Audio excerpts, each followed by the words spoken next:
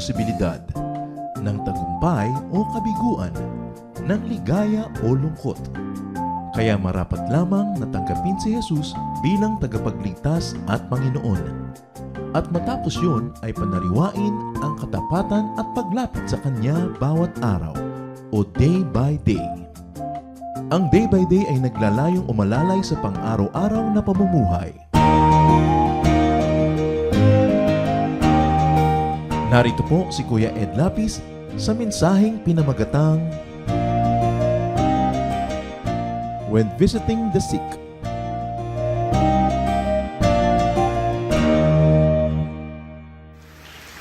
Jesus lives, Jesus is alive, and because of that, His people will also live forever. Meanwhile, habang narito pa tayo sa ating katawang lupa, meron pa tayong mga challenges sa buhay. Isa dyan ay ang pagkakasakit. Maraming nagkakasakit sa Biblia, sa lahat ng panahon, at ang pagdalaw sa may sakit, isa-isa sa mga mahalagang ministeryo ng mga Kristiyano. Napakahalaga na ang pagiging Kristiyano ay hindi lang sa malalaking mga usaping doktrina, kundi sa pang-araw-araw na buhay din.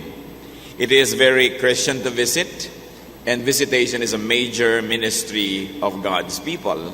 But the visit must be characterized by the Spirit of Jesus and not the spirit of vexation.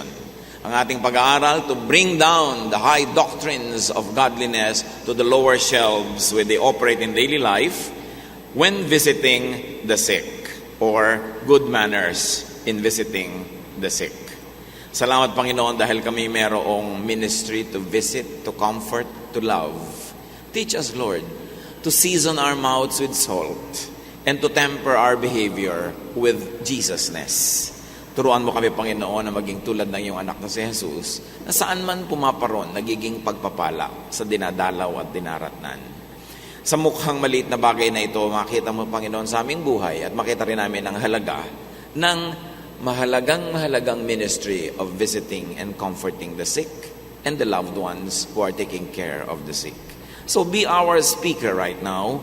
Teach us, O Lord, the great applications of your wonderful and universal truths. In the name of Jesus, our healer, our friend, who visits us every day, we praise and thank you, Father. Be our speaker. Let your truth enlighten us. Matthew 25:36, Contemporary English Version. Jesus was telling the people who were supposed to meet Him during the end times and judgment day, when I was sick, you took care of me. You visited me. Then the ones who please the Lord will ask, when did we visit you while you were sick? The king will answer, whenever you did it for any of my people, no matter how unimportant they seemed, you did it for me. Isang conversation na ating alam na magaganap pagdating ng paghuhusga. Nasasabihin ng Panginoon, kayo mga dumalaw sa akin, ako'y may sakit, halik kayo at narito ang inyong mga gantimpala. At nagtanong ang mga tao, kailan naman po kayo nagkasakit at kailan naman kami nakadalaw? At sabi ng Panginoon, aba, kahit dumalaw kayo sa sino mang mukhang pinakawalang halaga, ako ang dinadalaw ninyo, kaya narito ang inyong gantimpala. Ang ating pag-aaral is good manners in visiting the sick. The context is visiting the sick, but there is a useful general application in human relations and in all social situations. So habang ating ina-apply ito sa pang-araw-araw na pagdalaw natin sa mga may karamdaman na hindi naman nawawala sa buhay natin, isipin din natin ang mga katotohanan ito ay pakikinabangan kung ating ilalapat sa lahat ng aspeto ng ating pakikipagkapwa-tao. Our visit should be a blessing. Isang mahalagang prinsipyo. Romans 13:13, let us behave decently. Kailangan ng ating asal ay maayos at maaasal tao. How to apply good manners in visiting the sick? Stay in your proper place.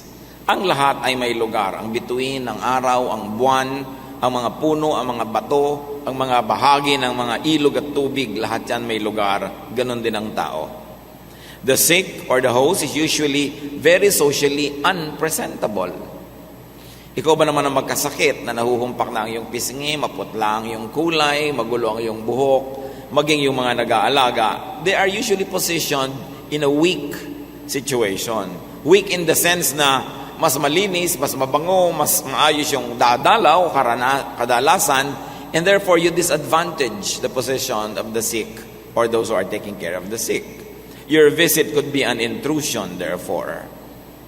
Bakit magiging intrusion? Pag inaabutan mo ang isang tao na hindi siya presentable at alam niyang hindi siya presentable, very weak yung kanyang pinanggagalingan in dealing with you.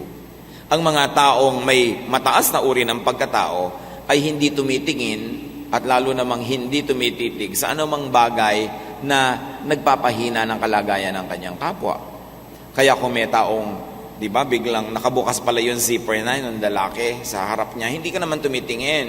Hindi mo inilalagay siya sa posisyon na mukhang ikaw yung may strength kasi siya yung nalagay sa kahihiyan.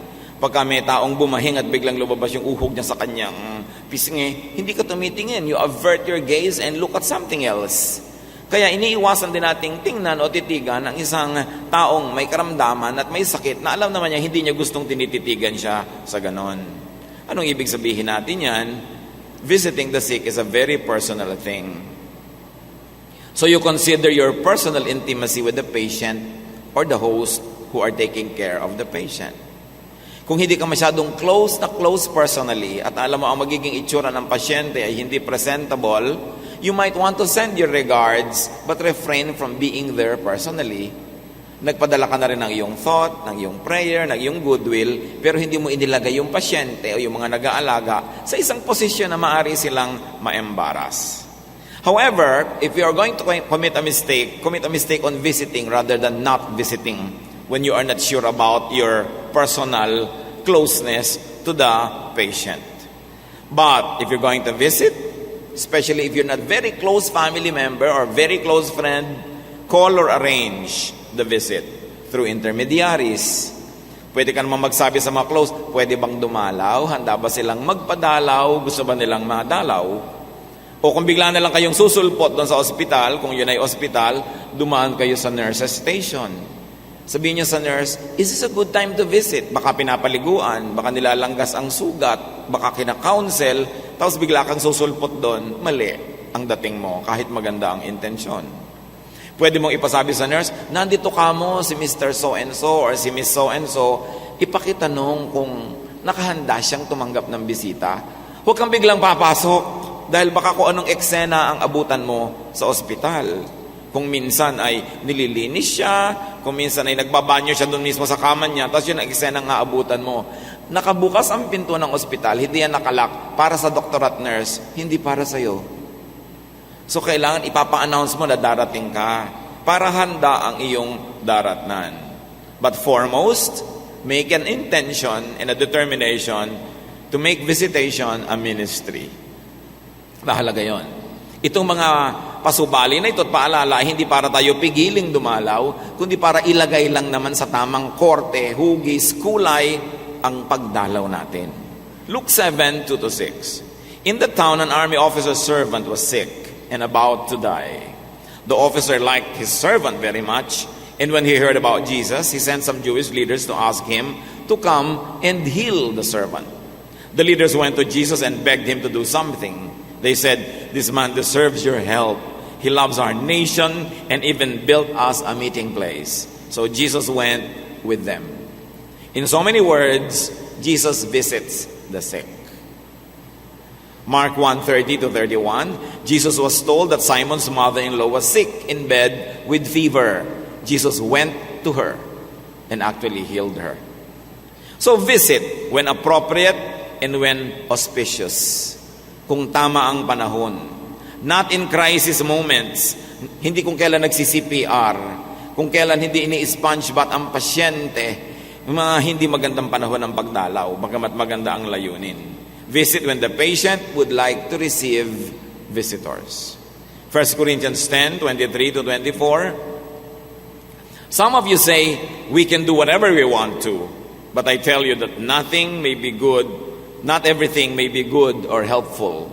We should think about others and not about ourselves. So iniisip mo yung kalagayan ng iyong daratnan. Same with doctors. Siyempre, ang mga doktor nagmamadaling bumisita dahil marami siyang pasyente, marami naghihintay. Pero ano ba ang mahalaga? Ang pagmamadali ng doktor para makarami nakikitain o yung pananahimik at pagpapahinga ng pasyente? Kung minsan natutulog ang pasyente, ginigising dahil nandiyan na ang doktor. Nalilimutan natin na yung pasyente ang client, hindi yung doktor ang boss. Marami kasi mga doktor talagang lumaki na ang mga ulo, talagang kala mo kung sino mga amo. Pagdating nila, kaya natutulog ang pasyente o nagpapahinga, gigisingin. Kasi nagmamadali sila. Paano yung pasyente? At the end of the day, it is the well-being of the patient, doctors, that you should think of, no?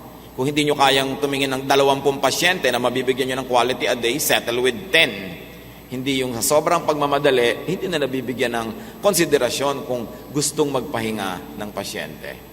Kaya kung gusto nyo mapagod at ma-stress, magpa-hospital kayo, minuto, kinukuhanan kayo ng vital signs na hindi naman kumisan necessary, no? So, kailangan din sabihin nyo, ayokong ma-disturb ngayon. Kung hindi naman nanganganib ang buhay ko, hayaan nyo ako matulog para magkaroon ako ng lakas. Hindi gising kayo ng gising sa akin. At may mga nurses naman, pag nagpasukan sa kwarto, akala mo dumating ang 3 Tarzan at 2 gorilla sa ingay. Tahimik na tahimik yung kwarto, madilim, biglang magbubukas ang mga ilaw na kulay puti. Ba't hindi sila magdala ng mga flashlights para makita nila yung gamot na ibibigay nila, makita nila yung pasyente without having to jolt everybody to wide wakefulness. Etiquette, lalo sa mga natutulog. Mga kapatid, dadalaw kayo, time your visit. Not every time is a good time to visit. Observe appropriate waking hours. Parang yung oras ng opisina, slightly afterwards pa rin, kahit after 5 pwede, pero huwag mong dalaw ng hating gabi na, o ang aga pa. Unless you're very close family relations, lagi ako nagbibigay ng pasubali, na yung tao, they don't mind na makita mo silang gulo-gulo yung buhok, hindi maayos ang muka, okay lang. Pero kung hindi kayo inaasahang susulpot sa pinto, ilagay nyo sa oras ang inyong pagdating. At dapat, correct length of time. Take the cue from the patient or the host. Malalaman ninyo kung gustong-gusto ng pasyente o ng mga ibang nagbabantay na magtagal pa kayo, pinipigil kayo talaga. Pero pag sabi mong, ay, makaalis na nga at hindi kumibo, ang tanong pa, saan ba susunod mong punta? Ibig sabihin, lakad na. No? O kaya, wala namang kaabog-abog, tinatanong ka, saan ka pa susunod na pupunta? Ano pang next appointment mo? Ibig sabihin nun, umipod-ipod ka na, tama na, appreciated na ang presence mo, but don't overstay and overextend your welcome. Sa ganito mga pagkakataon, the shorter the visit, the more welcome. Kasi nagpapagamuling yung pasyente. Liban na lang naiinip na, nalulungkot na, at ikaw na may talagang blessing, masarap kang nandun, kasama at kapalagayang loob, yun ang pwede kang magtagal. So ilalagay ang sarili sa tamang pwesto. Dapat tinatansya mo yan. Ecclesiastes 3:1, everything on earth has its own time and its own season.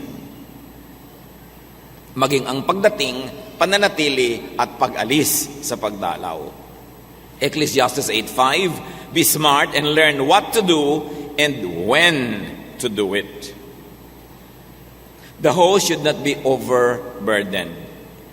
2 Corinthians 12:14, sabi ni Paul, I am planning to visit you, but I still won't make a burden of myself. Gustong-gusto ko kayong dalawin, pero titiyakin kong hindi ako pabigat. Isa pa pong dapat tandaan kung tayo dumadalaw sa mga may sakit, bring thoughtful gifts. If you would, if you could. Kung afford nyo, kaya nyo at gusto nyo, huwag lang basta gift, thoughtful gift. Pinag-isipan, may katuturan, may halaga. Diabetic na nga yung pasyente, dadala nyo pa ng pagkatamis-tamis na ensaymada. Ano gusto nyo? Madali. Diba? Sinabi na nga na huwag kakain ng dark foods dahil chinecheck yung internal bleeding. Dadala nyo ng dinugan, bopis, madilim na adobo. Allergy na nga yung sakit ng tao, kaya nasa ospital, dadala nyo ng 10 ng bulaklak na may kasama pambubuyog. Hindi naman lahat ng pagreregalo ay nakakatulong. Ibinabagay mo, itinutugma, hindi nila kung ano ma-pick up mo along the way. Pinag-iisipan, ngayon kung hindi mo mapag-isipan, wag na lang, cash na lang. Helpful pa yun. Pero ilagay nyo naman sa sobre. Philippians 4:14, yet it was good for you to share in my troubles. Why do you visit? To share in the troubles of the patient, not to add to the troubles. Kaya ang gift natin yung may practical and immediate value. Maybe you like to bring a home-cooked dish. Kung hindi naman bawal sa pasyente. at least doon sa bantay. Maybe food that you should bring should always be easy to eat. Hindi naman yung ang hirap-hirap kainin. Kailangan pa nakutakot-takot na kubyertos para ito ma-manipulate. At syempre sa ospital, ang food not too dark, not too sweet, not too salty, not too fatty. Para huwag magalit sa iyo yung ospital. And as I have said, careful with flowers, lalo yung arrangements. May mga arrangements na pangburol. Baka naman ang dali nyo, koronang bilog. No, meron pang courting cruise, lalo nang nasiraan ng loob ang inyong pasyente. Mga dadalaw, be clean. Baka pagaling na yung pasyente nung dumating kayo, lalong na-infect. Ang dami-dami nyo palang kuto, hindi ba lang kayo nag-shampoo, dumating pa kayo doon. Ang dumi-dumi ng kamay, may mga lupa pa yung kuko. Yung sapatos ninyo kung saan-saan napatapak, dala-dala nyo lahat ang dumi ng kalye, papasok sa kwarto. Mark 7:3-4, the Jews do not eat unless they give their hands a ceremonial washing, holding to the tradition of the elders. When they come from the marketplace, they do not eat unless they wash. And they observe many other traditions, such as the washing of cups, pitchers, and kettles. Kung dun lang sa malulusog na pang-araw-araw na buhay, nag-o-observe ng kalinisan itong mga taong ito, di lalo naman kung dadalaw ka sa may sakit. So you disinfect your hands. Mabuti nga ngayon sa maraming ospital, may mga available na disinfectant sa may pinto. Pero magdala kayo ng maliit na bote ng alkohol o kung ano man yun, huwag kayong papasok doon kumapit kayo sa mga bus, kumapit kayo sa mga hagdan-hagdan, kung saan-saan, tapos himas kayo ng himas sa pasyente. Di ba? Pwede kayong magdala ng kasakitan. Watch your shoes.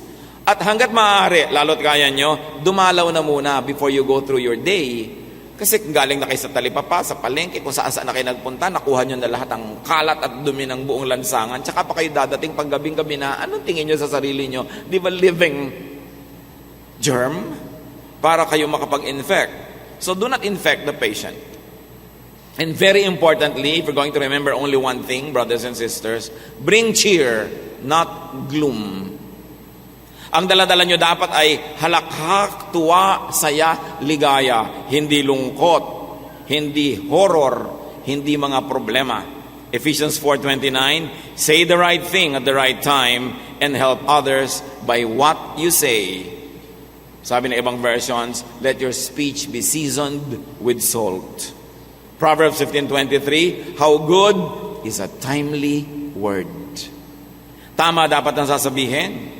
Huwag kang masyadong madrama na pag nakita mo yung pasyente, bigla kang, shock. No? Bakit ganyan ang itsura mo? Huwag kayong kikibo. No? Yung mga tao kuminsan, ang arte-arte pag nawadalaw, yung nasisiraan ng loob tuloy yung pasyente. Do not show dismay.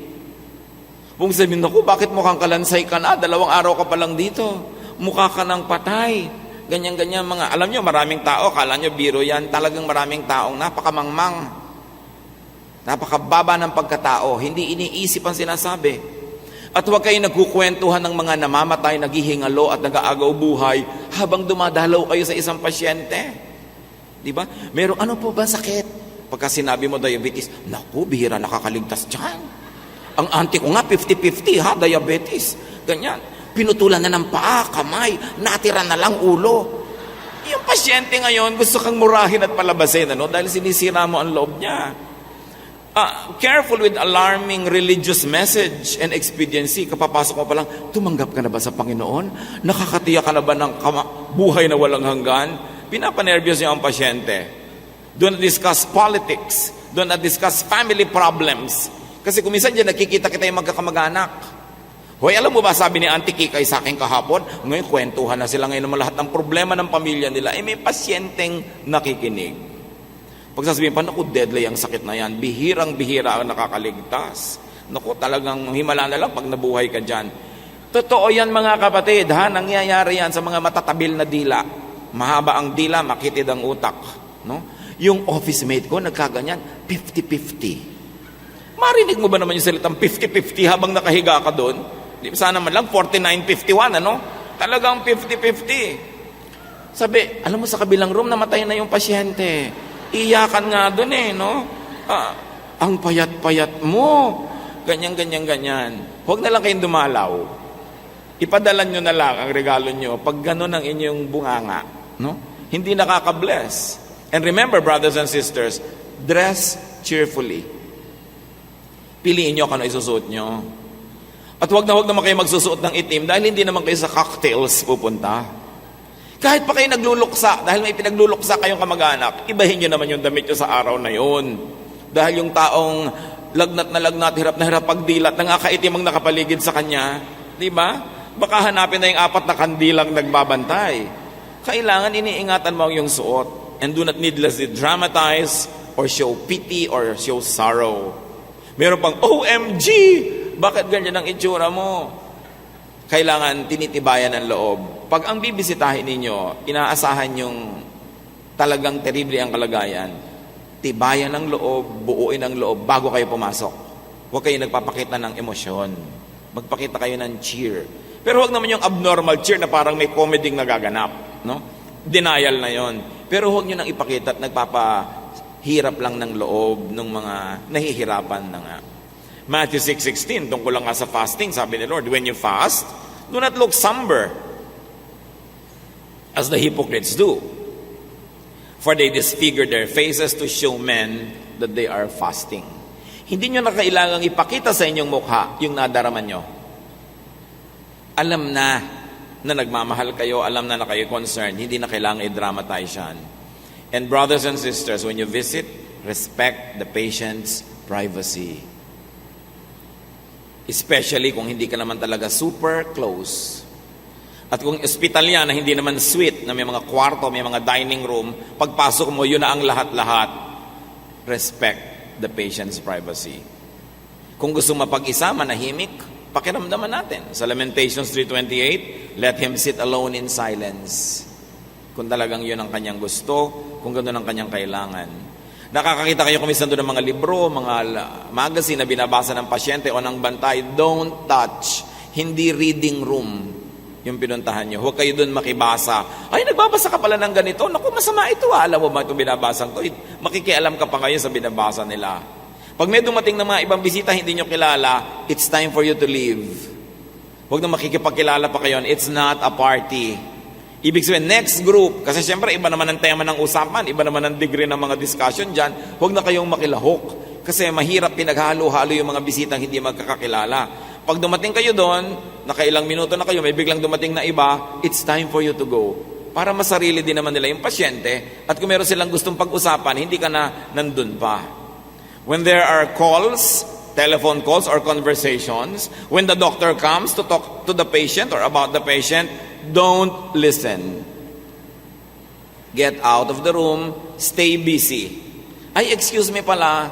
Lalabas ka sa room pag may nangyayaring usapan. Hindi na dinig mo na yung sinasabi ng doktor. Palapit pa nga ng palapit yung tenga mo na ganun doon sa usapan. It's not for you to hear a conversation between a doctor and a patient.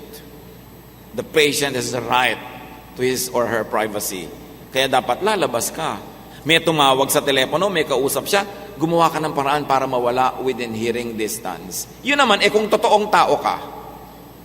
Pero siyempre, kung chismoso o chismosa ka, lalo ka ngayong nakikinig, nagte-take notes ka pa. No? At talagang tinetext ka na, alam mo kung anong nadinig ko dito sa room na ito? Di ba? Hindi ka na dapat dadalaw kung ganon. And careful about taking other people along. Merong dadalaw, tapos may biglang, sino yan? Ay, office mate ko nga pala. Isinama ko na kasi may lakad pa kami mamaya.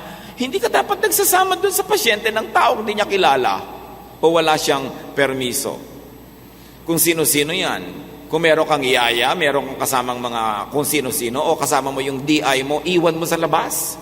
Hindi sila dapat kasama sa loob nun. Kung may kasama ka kapatid, clear first.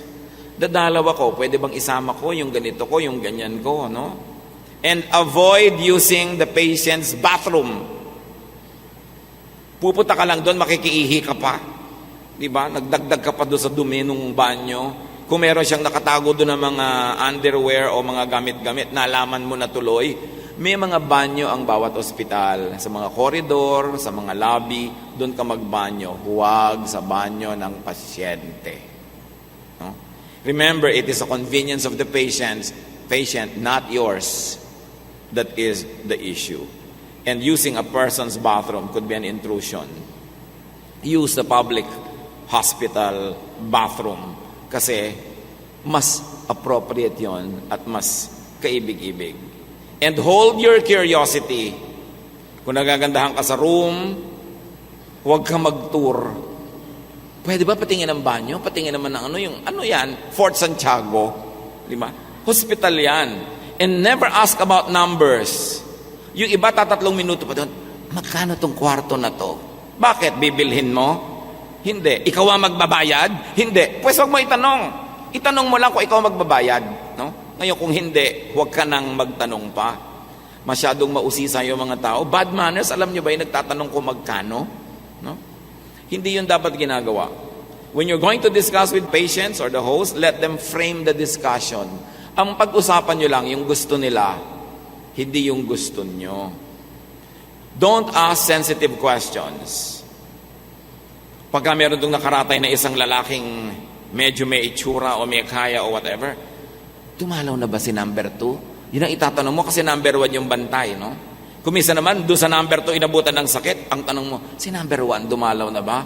Huwag nyo na yung alamin. At kung alam nyo mga kapatid, magmaang-maangan na lang kayo kasi nagbibigay lang kayo din ng comfort. Don't put the people on the defensive. Tapos, nakita mo ng hirap na hirap huminga, meron na bang LWAT? Sabi ng patient, anong LWAT? Last Will and Testament. Meron na ba? May mga tao, nagtatanong talaga ng ganyan sa harap ng pasyente. Hindi mo alam kung paano pinalaki ng magulang. No?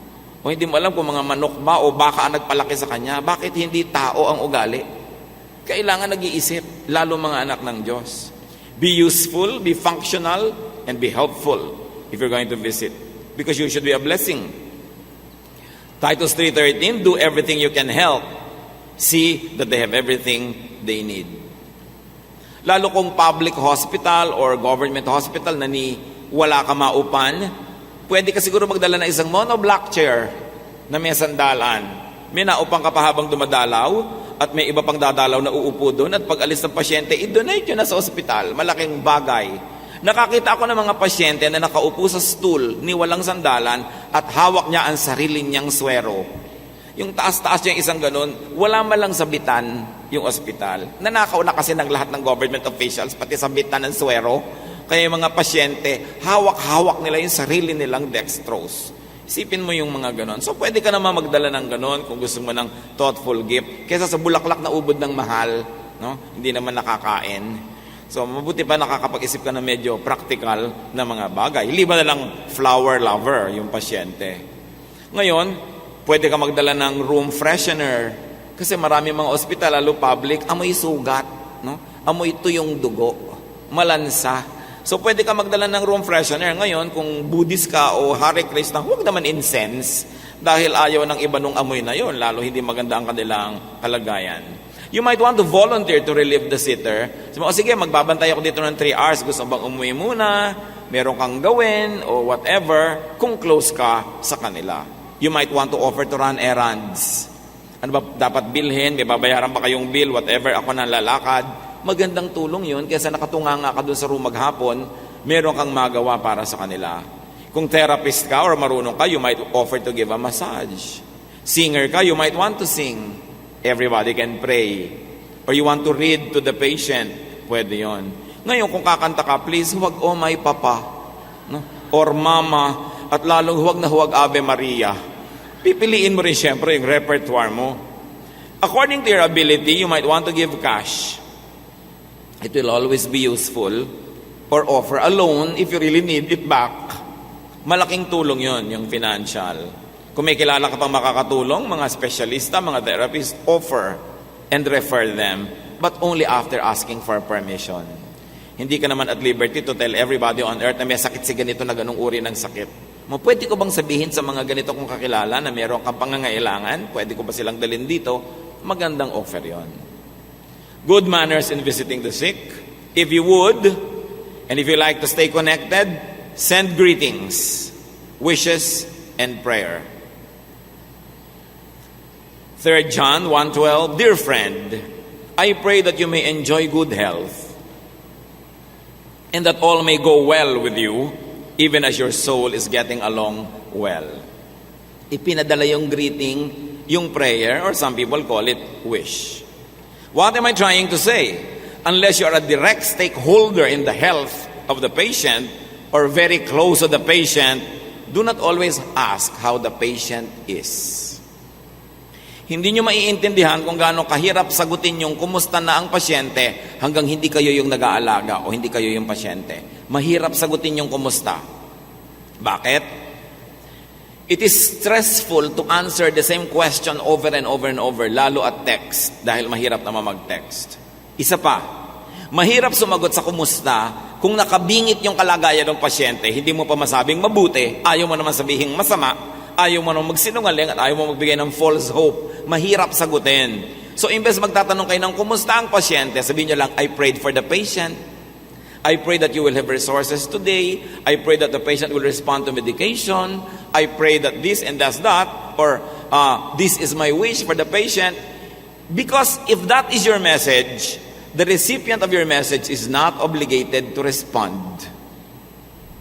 It is kind to send messages to the sick or to the nag-aalaga that do not ask and require a response. Kasi kuminsan, pag sagot lang sa text mo, isang trabaho na. So yung pinapadala mong text, yung nagpapaalala sa kanilang naiisip mo sila, naaalala mo sila, sinusuportahan mo sila emotionally and spiritually, pero hindi mo dinedemand na sagutin ka. Pero yung kumusta ang pasyente, may demand yun eh. Kasi tanong yun. Just declare your good intentions and your prayer. And you will be a blessing. Marami pa tayong pwedeng isipin, mga kapatid. Ang katotohanan, dapat pa bang pag-usapan ito? Dapat naman talaga dumadating na ito ng kusa sa mga taong tinitirhan ng Espiritu ng Diyos at nag-iisip kahit papano. Pero ang nakakapagtaka, itong mga binabanggit natin, natatawa tayo kasi masakit. Masakit kasi totoong nagaganap. So ating kontrol na ating mga sarili, when visiting the sick, be a blessing and not a burden. At least, mga kapatid, kumain kayo bago bumisita. Hindi kayo nagpupunta sa fast food. Dumating ka na nga doon para dumalaw, ikaw pa ngayon ang paghahain, pakakainin, at kinain mo pa yung konting dala ng iba, no, na para doon sa pasyente o para sa dalaw. Gutom na gutom ako, meron ba kayo dyan kahit ano? Kumain ka muna. Hindi ka nagiging pabigat. Pero, may mga pasyente at may mga host na tuwang-tuwang magpakain kung natutuwa sa'yo. So, kumain ka kung pinapakain ka. Meron naman talaga naghahanda dahil gustong magpakain. Ganoon naman ang likas natin mga Pilipino. Pero huwag niyong gawing obligasyon nung dinaratnan niyo. Lalo't darating kayo sa oras na alanganin, tiyakin niyong kumain na kayo agad. Again, be concerned and respectful of privacy. Be an encourager, an angel of practical help. The companion of the patient, and especially the patient, should feel that when you visited, Jesus visited them and not an evil spirit. Dapat tayo maging blessing, lalong-lalo sa may sakit. Ama namin sa langit, salamat sapagkat kami pwedeng maging extension of your love. Sa pamamagitan namin, pwede mong yakapin, mahalin, bigyan ng mga pangangailangan, palakasin ang loob ng aming kapwa. Turuan mo kami, Lord, na maging responsable sa ganitong ministry, na huwag lang basta magawa, kundi magawa na may excellence and filled with the Spirit of your Son, Jesus. Magbulay-bulay tayo, mga kapatid. Isipin natin ang mga bagay na ito kung paano natin pakikinabangan sa ating buhay. At ngayon, ipanalangin natin sa Panginoon ang kagalingan ng sino mang mga kilala nyo na may mga karamdaman. Sa ilang saglit ng pananahimik before the Lord, ask that you may be an angel in your visitation and pray, lift up those who are now needy of the Lord's healing. In silence, let us be in the powerful presence of the Lord.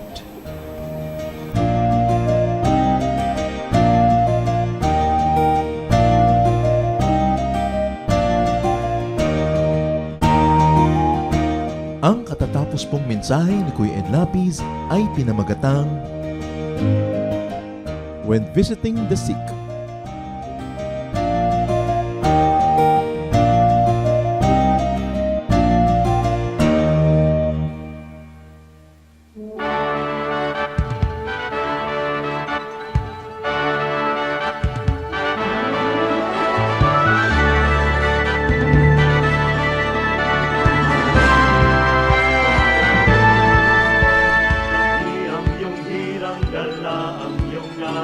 Taglay ang ligaya ng kaligtasan, alab ng puso sa aming dibdib ay kayo ang dahilan.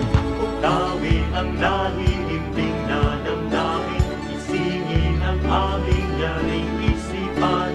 Tangang lakas ay gawin niyong alipin sa inyo ang pagsamba. Pagsamba, dalisay na pagsamba sa dakilang ngalan niya. Halina sa pagsamba, pagsamba, dalisay na pagsamba sa dakilang ngalan niya. Halina sa pagsamba.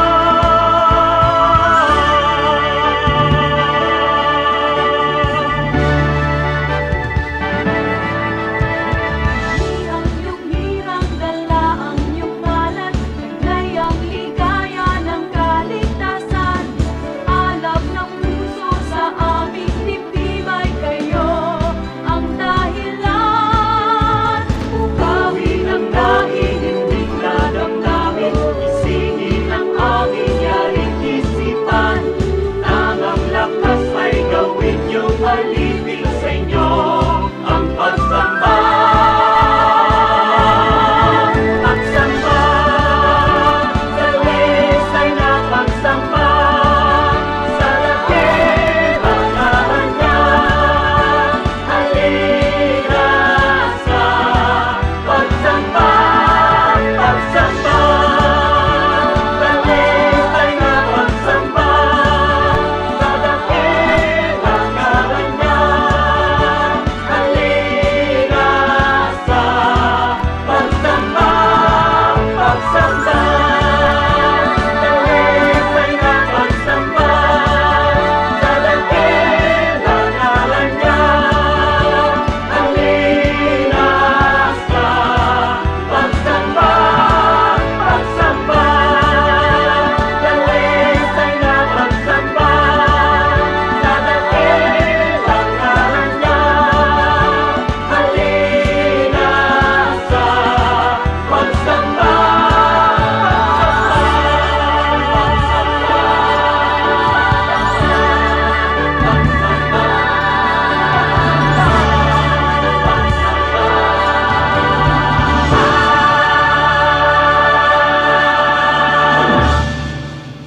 Napakarami pong kayamanan ng ating bayan at kuminsan hindi naman karapat-dapat na magkaroon tayo ng napakaliit na pagtingin sa ating sarili. Nangyayari lang yon kung hindi natin kilala ang ating nakaraan, hindi natin kilala ang mga kayamanan ng ating bayan na nagpapaganda sa atin pong lahi.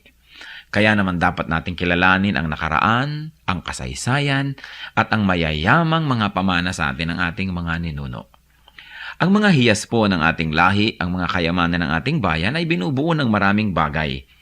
At isa na rito ang musika. Ang musika ay salita daw ng kaluluwa. Ang musika ay napakabisang paraan upang ipahayag ang ating damdamin, ang ating mga pangarap at ang ating mga pagpapahalaga. Sa Pilipinas po, ang musika ay paraan ng pagpapahayag ng mga espiritual na bagay. Ang mga Pilipino kapag gumagawa ng musika kadalasan ay upang sumamba. Kaya tayong mga Pilipinong Kristiyano ay dapat lamang na mag-aral ng mga tugtog ng ating bayan at gamitin naman natin ito sa pagsamba sa Panginoong Hesus.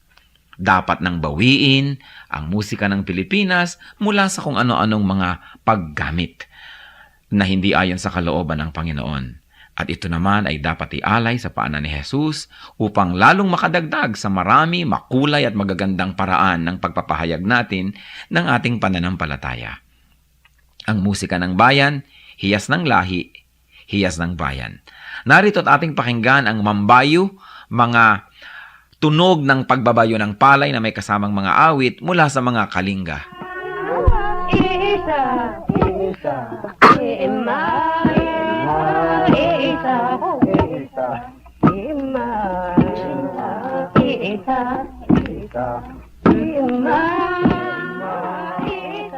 Ang mambabayo ay isang karaniwang gawain ng mga kalinga at ito ay pagbabayo ng palay. Gayunpaman, ito isinasagawa sa sari-saring estilo at pamamaraan ayon sa idinaraos na okasyon. Halimbawa ay kasal o kaya ay may mga kinalaman na seremonya sa mga patay o mga libing.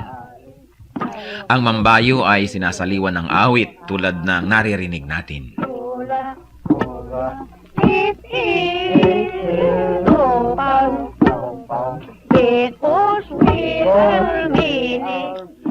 Ang sinasaliwan ng awit na pagbabayo ng palay ay ginagampanan ng 8 kababaihan at sinasagot naman ng mga kalalakihan.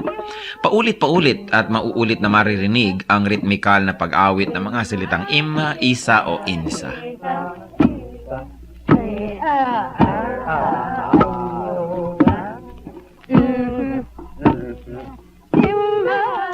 Kasabay nito ang kanilang pagbabayo. Anong ibig sabihin ng ganitong uri ng pagbabayo? Pangbabayo ng palay na hindi lamang ang dahilan o ang gustong mangyari ay makapagbayo ng palay, ito rin ay isang bigkis panlipunan. Sa pagbabayo, makikita ang tulungan, pakiramdaman, pagsasaya. At makikita natin ang pagiging dakilang mga musikero ng mga Pilipino na maging sa pagbabayo ng palay, gumagamit sila ng musika, hindi lang upang sila ay malibang at pagaanin ang trabaho, kundi patuloy na ipahayag ang kanilang nadarama. Sa mga Katagalugan at sa mga nasa kapatagan ng Luzon, uso rin ang bayuhan, lalo ang pipigan. At kadalasan, yung halo na ipinangbabayo ng pinipig, inuukit pa ang loob nun at nilalagyan ng parang bolang kahoy sa loob na habang nagbabayo, kakalog-kalog naman ang bolang ito at gumagawa na naman ng isang ritmo.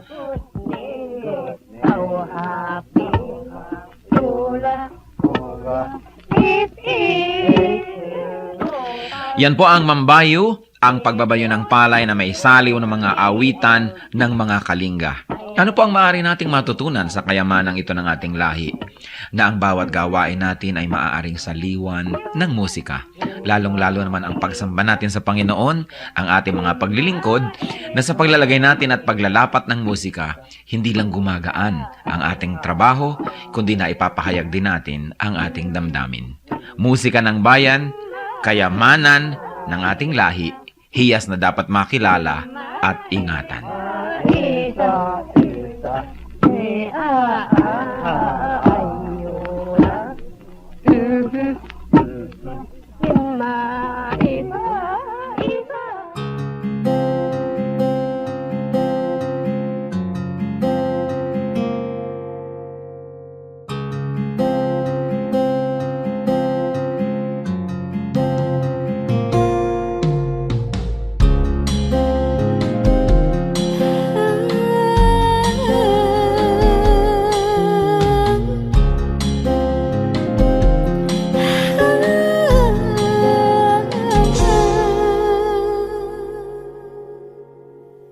Pag-ibig mo o kailanin,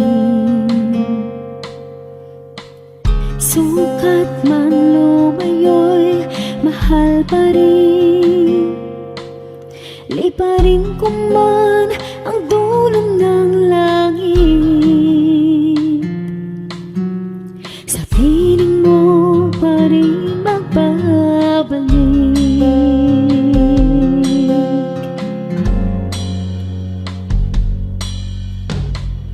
Kahit minsa'y magkasala, bakit tinuturing pa rin ba na?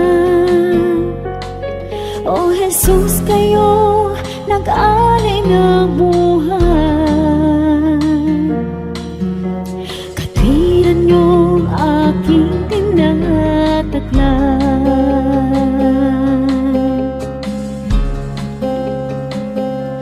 O tanggapin,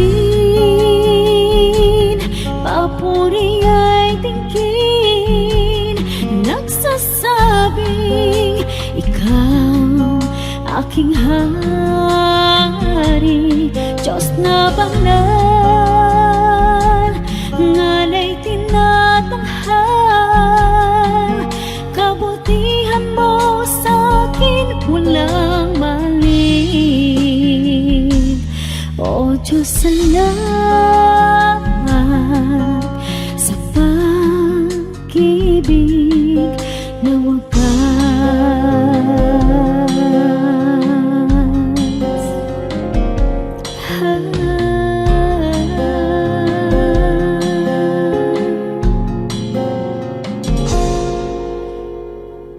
Lagi naman itong isip,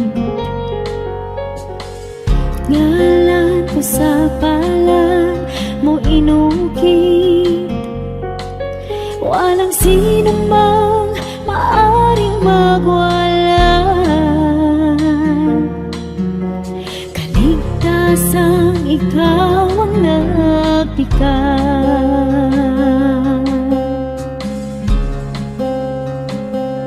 O tanggapin,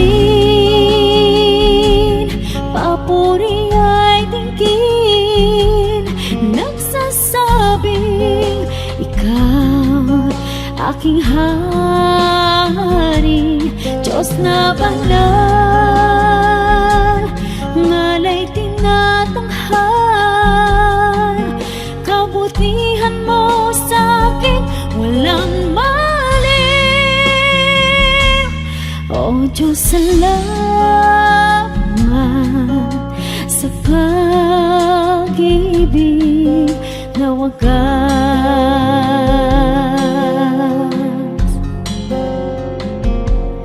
O tanggapin,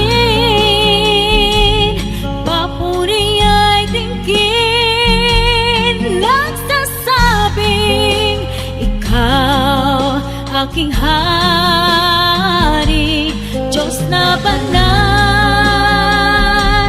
ngalay tinatanghal, kabutihan mo sa'kin walang mali. O Diyos, salamat sa pag-ibig na wagas.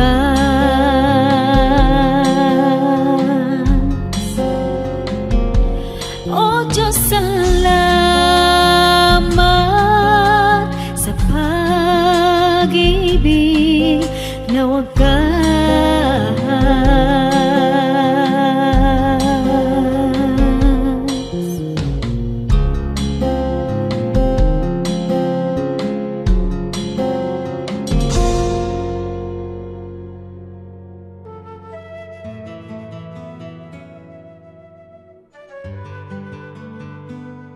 Bakit Bahay Kastila ang tawag sa mga malalaking bahay sa probinsya? Isa ito sa mga maling tawag siguro na nakagawian natin, tawagin na bahay Kastila, yung mga bahay na bato, bahay na tisa. Sapagkat halos wala namang nagtira mga Kastila dyan. All throughout the Spanish regime, halos isang Kastila lang na nasa isang bayan at yun yung kura. Yung mga nakatira dyan sa mga plaza ng mga malalaking mga bahay, yan yung mga descendants ng mga datu, ng mga maharlika. O kaya sila yung mga yumaman sa komersyo. Mga Pilipino yan. Kaya hindi dapat tawagin bahay Kastila, kundi bahay Filipino. Ito'y nag-evolve lang naman na bahay kubo sapagkat sa korte, sa mga bintana, makikita mo kapis ang ginagamit. Yung paggamit niya ng espasyo sa loob, walang masyadong marami mga dibisyon, maaliwalas, lahat ng aesthetics at function yan ay napaka-Pilipino. Kaya ang dapat tawag dyan, bahay Pilipino.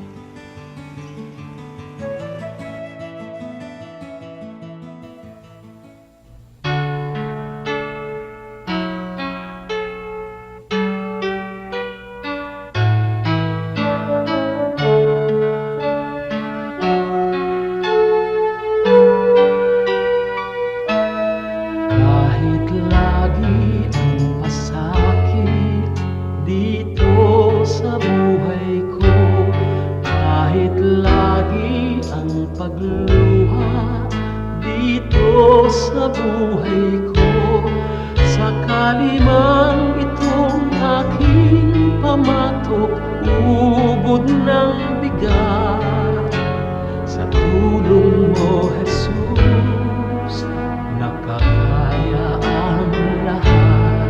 Kung sakaling ang ligaya'y di pa natagpuan, kung sakaling ang ginhawa'y di pa nakakamtan. Sa piling mo, Jesus, ako ay lagi nang nakatanaw. Sa langit mong laan, di na mamamanglaw. Pagtitiis, pagtitiis ang kailangan kong mabatid.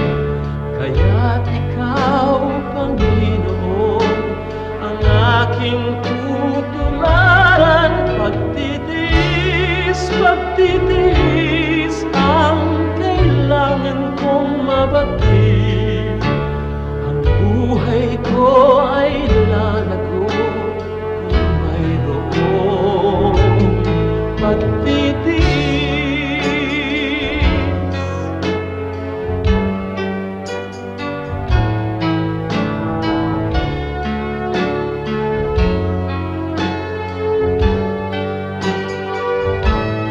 Kung sakaling ang ligaya'y di pa natagpuan, kung sakaling ang ginhawa'y di pa nakakamtan, sa piling mo, Jesus, ako ay lagi nang nakatanaw.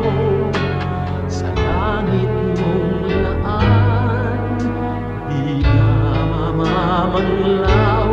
Pagtitiis, pagtitiis ang kailangan kong mabatid. Kaya't ikaw, Panginoon, ang aking tutularan. Pagtitiis, pagtitiis ang kailangan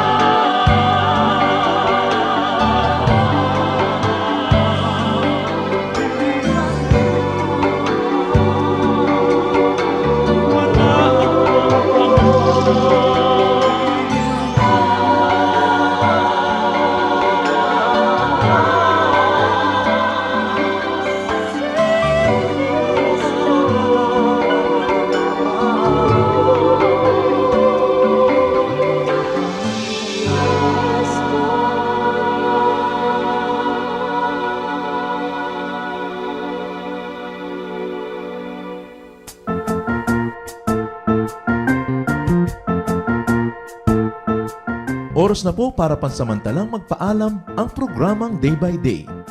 Tayo po'y magsama-sama tuwing ika-6 hanggang ika-7 ng umaga, araw-araw. Magandang umaga po at mabuhay ang Panginoong Hesus!